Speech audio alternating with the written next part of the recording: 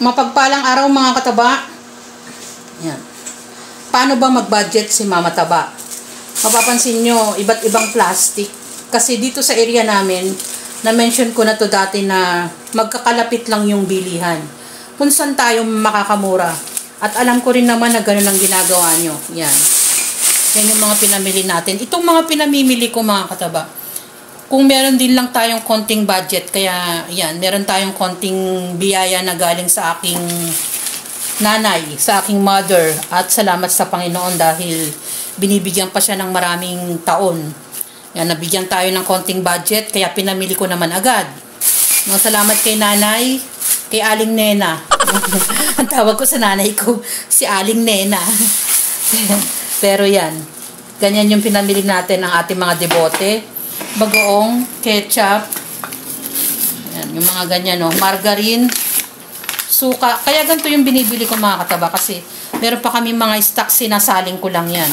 Yun, sari-saring delata. Meron tayong luncheon meat. Yan, yung mga ganito. O, hindi to advertise. Mga delata pag tinatamad na tayong magluto. Yan, bumibili si Mama Taba. At yung mga gatas. Condensed milk, evap milk, meron ding evap milk. Tapos, meron ding krema asada. Yan kasi minsan gumagawa ko ng dessert. Tapos, yung mantika. Yan. Mura. Itong pinagbibilan natin na, itong ano na to, grocery store na to. Ito yung mga, pwede kang bumili ng bultuhan kasi pinantitinda at mura dito. O sabi ko nga, hindi ako nag-advertise. Pero, ganun kasi yung style natin bilang nanay. Kung saan tayo makakamenos. Yan. Yan, yung mga delata. Tapos, ito naman ay, yan, dahil gagawa ko ng salad. Yung itong katabi ko, mahilig ko sa lettuce. Kahit anong klase ng lettuce. Yan. Yan yung mga kataba. Mura lang to. Yan. Mura lang yan. Mga ano lang yan.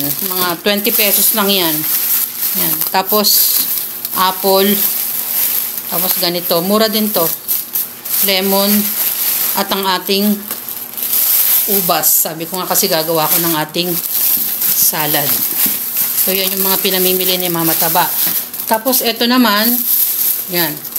Bumili ako nito para yung mga bata hindi nabili ng kung nakailang ganito na ako ng lalagyan, pinaglalagyan ko ng bigas. Pag nauubos, sinong nakaka-relate? Yan. Di ba yung mga bata pwedeng pang merienda, pang almusal, magtimpla lang sila ng konting kape, gatas, yan. Meron na silang pang almusal. Ganyan yan, medyo matagal niya ng kakainin. Tapos ito naman, yan. Konting chichirya lang naman to. Ayan. Tapos ibang mga niluluto din ni Mama Taba. Ito candy naman para sa aking tatay. Dahil siya ay nag-i-smoke, pinapalitan niya ng candy. Ayan. Tapos mga kanton, yung mga instant ano lang, hindi naman to madalas, kung ano lang, kailangan na mga lulutuin, madali ang luto, yan, bumibili tayo niyan. Tapos yung ibang condiments, tulad ng oyster sauce, ganyan, yung mga ganito, mga pansahog natin. Tapos mga harina, cornstarch, at Ajinomoto, yung mga ganyan. Munggo, no, lahat, patis. Ayan, lahat na meron na dyan mga kataba. Sabi ko nga, yung mga pinamimili natin ay puro mga pangunahin. Puro pangunahin yan. Na lagi kong inaano na, lagi kong sinasabi na kailangan natin yan. Tapos ito naman, ayan, dahil meron na akong apo, isinasabit ko na rin yung apo ko. Nagkaroon tayo ng biyaya mula sa aking mahal na nanay. Ibinili ko na rin ng diaper yung aking apo. Hindi na nga lang dapat nga may gatas pa eh. Sabi ko next na lang yung kanyang gatas. Ganun tayo sa ating. Pag nagkaroon ka na ng apo mga kataba, minsan, lagi mo ring maiisip na ibili kahit papano.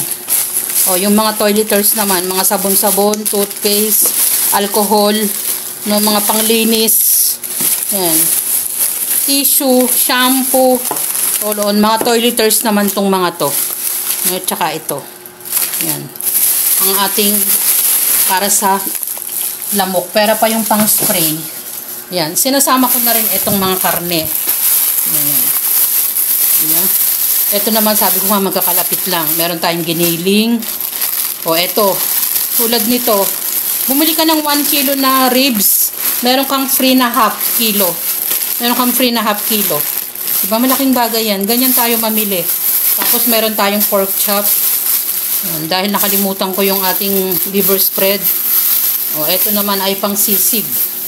At ito naman, binili ko naman dahil walang masyadong stock ng chicken sa isang department store tulad ng ating pinagbilihan ng karne na meat na pork. Bumili naman ako sa isa pang bilihan ng chicken. Ito naman ay chicken thigh. Ito naman ay chicken sopak. No? Ganyan yung ating pamimili. So, ganyan yung ginagawa natin sa pang-araw-araw natin pamimili. Tapos, ito naman, salamat din kay Pide. Dahil, di ba mga katawa, tama siya. Kasing laki ng ulo ang kanyang binigay na singkamas. Salamat Pide sa inyong singkamas. Sobra-sobra na naman yung mga na-receive natin na unexpected na blessing. Pagkatanggap ko ng ating blessing sa aking mother, namili agad si Mama Taba. Pinamili ko na agad yan. So yan ang ating simpleng pamimili. At maraming salamat. God bless at nawa maraming blessing pa ang dumating din sa inyo. Tulad ng laging pagpapasalamat ni Mama Taba.